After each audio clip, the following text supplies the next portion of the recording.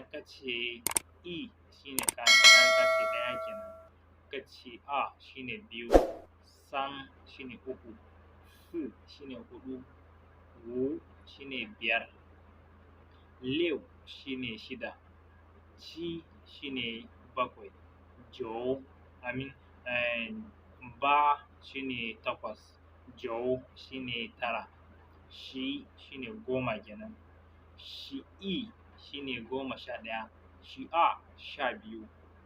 San 13, Su 14, Wu 15, Liu 16, Ci 17, Ba 18, Jau 19, Shi wato shine ana nufi da idan ka ji aka ce maka Shi wato 20 kenan, Shi shine 20, I 21, A 22, San 23, Su 24, Wu 25, Liu 26, Ci 27, Ba 28, Jau 29,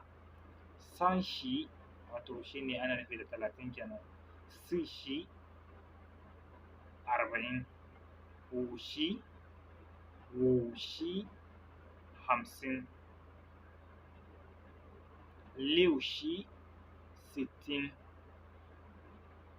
Ci Shi 70, Ba Shi 80, Jau Shi 90,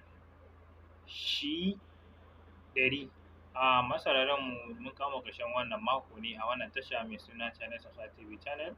Ina son in koyar da ku ne ku gani yanda rubutun yaren China yake da kirgansu da sauransu duka. So shi ne yasa na yi wannan abu, kuma ina son kowa ya kalla da kyau saboda ya mai da hankalin shi a kai mai kyau. So kamin nan mu rufe taro sai ku mana subscribe, kar ku manta ku danna mana subscribe kuma ku mana liking.